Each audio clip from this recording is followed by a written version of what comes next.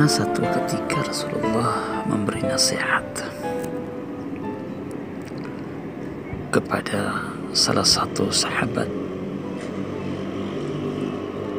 Beliau yang bernama Abu Dzar.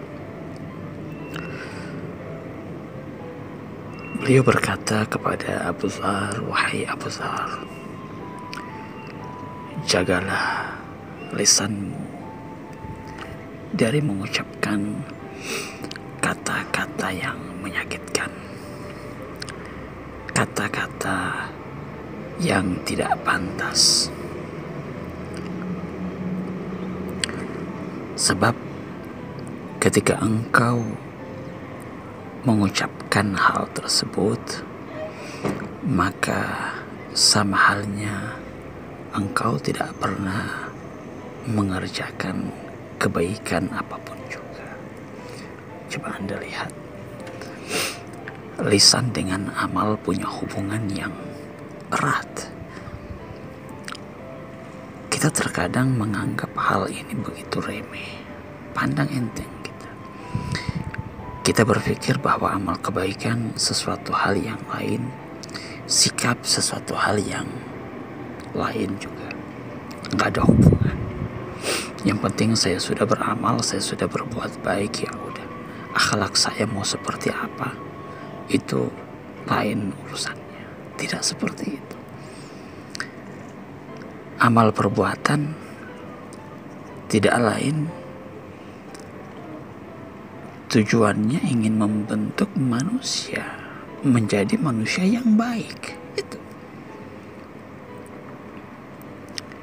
Jadi kalau amal kebaikan tapi tidak mampu mencetak, membentuk karakter watak manusia itu menjadi baik, berarti amal perbuatan orang ini perlu dipertanyakan. Di mana amal-amal perbuatan tersebut? Amal perbuatan kebaikan itu kan identik dengan Ar-Rahman, identik dengan Allah. Bukankah setiap amal kebaikan itu kan diniatkan untuk Allah? Anda berbuat karena Allah, bukan? Berarti orang yang berbuat baik artinya orang yang dekat dengan Allah. Innallaha qaribum minal muhsinin. Allah itu dekat sama orang-orang yang muhsin, orang-orang yang berbuat baik.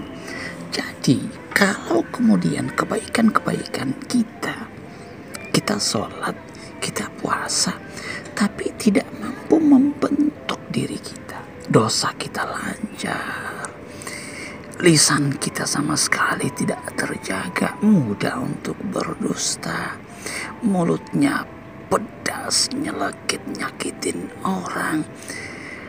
Jadi di mana semua tuh amal perbuatan kita? Kan begitu, perlu dipertanyakan. Para malaikat juga pasti bertanya, heran mereka, kenapa bisa seperti ini, ada apa? Harusnya kan kita bertanya, kenapa saya yang sudah berbuat baik kok nggak bisa jadi orang baik? Ada apa? Harusnya kita mencari tahu hal ini. Harusnya kita gelisah dengan kondisi kita seperti ini. Harusnya, seandainya memang kita ini memang benar-benar memikirkan diri kita, memikirkan kebaikan kita, ketika kita melihat kondisi kita tidak semakin baik dengan kebaikan yang kita kerjakan, harusnya kita itu stres. Kita harusnya mencari tahu ada apa, kekurangannya di mana. Tapi karena memang kita ini tidak pernah berkeinginan untuk menjadi baik. Yang penting ya udah berbuat baik saja. Saya udah sering sampaikan kepada Anda, berbuat baik. Setiap kewajiban-kewajiban yang Allah tetapkan untuk kita, tujuannya sebenarnya bukan untuk kebaikan itu sendiri. Dengan kata lain, sholat itu diwajibkan oleh Allah, bukan karena sholat itu sendiri, ada tujuan lain. Makanya dikatakan inna sholat tanha anil fahsya. Jadi tujuan sholat itu tidak lain membentuk manusia yang fahsya. Ini tujuannya. Jadi sekarang begini, saya logikakan aja, kalau Anda kemudian ya mau minum air nih, tapi kemudian air ini tidak ya, menghilangkan haus Anda, kira-kira Anda masih mau tidak mencari air? Kan enggak. Kalau memang Anda dari awal udah tahu bahwa air itu sama sekali tidak mampu menghilangkan kehausan kita, lalu untuk apa kita cari air? Kan begitu. Logikanya kan begitu. Setiap apa yang kita kerjakan itu tidak lain, di balik itu ada tujuan yang ingin dicapai. Tujuan inilah sebenarnya yang mendorong kita untuk mengerjakan sesuatu. Anda mencari uang untuk apa? Anda mencari uang sebenarnya bukan untuk uang itu sendiri. Kalau uang itu tidak mampu dibelanjakan, tidak mampu memberikan kenyamanan kepada Anda, tidak mampu memberikan ketenangan kepada Anda, tidak mampu mengangkat derajat Anda, tidak mampu membuat Anda semakin baik di mana saja, pada pandangan masyarakat atau pada kondisi Anda, kira-kira Anda masih mau tidak mencari uang? Kan tidak. Coba uang itu Anda bawa ke hutan, Anda taruh di hutan, kira-kira binatang mau nggak bertengkar gara-gara uang? Enggak, karena bagi mereka uang ya nggak berfungsi. Anda taruh uang ya, sama Anda taruh pisang, monyet lebih milih pisang. Benar, lebih senang pisang daripada uang. Kan begitu. Kenapa? Karena bagi monyet di dalam pisang itu ada manfaat. Uang gak pernah mereka mereka pikirkan kalau sebenarnya uang ini ya bisa dibelikan pisang, tapi kan mereka gak tahu tentang itu. Begitu juga dengan kita sekarang, kalau kemudian kita beramal, lalu kemudian amal kita ini tidak mampu membentuk pribadi kita, tidak mampu merubah watak kita, tidak mampu merubah kebiasaan-kebiasaan buruk kita. Sebenarnya di dalam hadis banyak, di dalam ayat Al-Quran juga dikatakan amal-amal perbuatan begini sebenarnya satu amal yang sia-sia sebenarnya. Tapi yang mau apa? Bentuk pendidikan kita, pengajaran kita benar-benar udah keluar dari relnya yang sebenarnya. Kita hanya menyuruh orang, mendorong orang untuk beramal, kemudian melepaskan tujuan yang hendak dicapai. Coba lihat kita kepada anak-anak. Pokoknya kita suruh aja anak itu beramal. Udah, kerjakan saja. Tanpa kemudian kita jelaskan tujuan dibalik dari apa yang dia kerjakan. Ini akan hilang. Tapi kalau kemudian Anda itu menyampaikan kepada orang itu tujuan apa yang ada di dalamnya, apa yang Anda dicapai, Anda bisa menjadi apa. Ini amal. Kalau memang dia beramal itu melengket benar, dia tahu, oh ini akan menjadikan dia seperti ini. Dia tahu manfaatnya.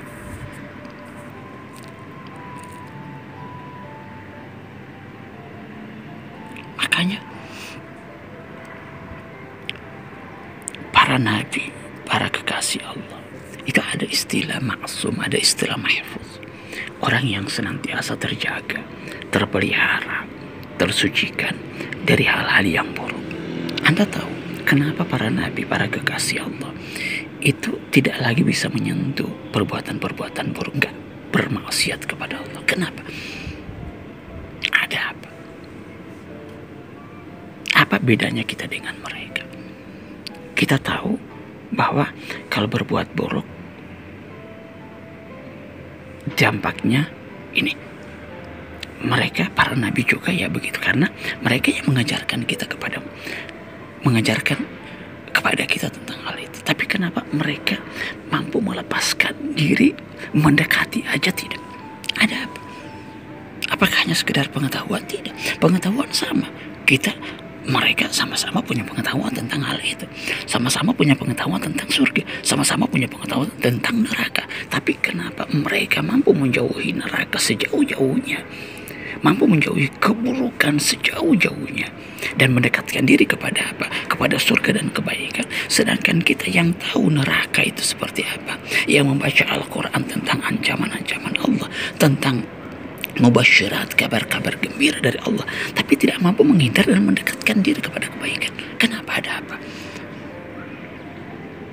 Satu hal saja, karena mereka para nabi ini memahami, merasakan, menyadari efeknya.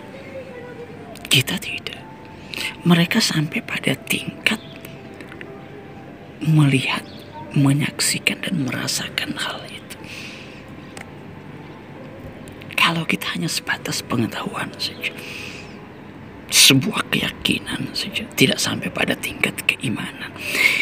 Yakin ini hanya berada pada level akal, pikiran saja. Yakin Anda ada Allah, yakin, tapi tidak sampai pada tingkat iman. Iman itu menusuk, menembus sampai ke dalam hati seseorang. Jadi bukan hanya sampai pada tingkat pikiran saja. Anda masuk ke dalamnya, Anda menyadari hal tersebut, Anda melihat itu seperti apa.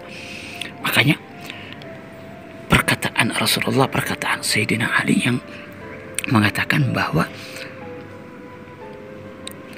saya tidak akan menyembah Tuhan yang aku tidak lihat, ya ini sampai pada tingkat seperti itu.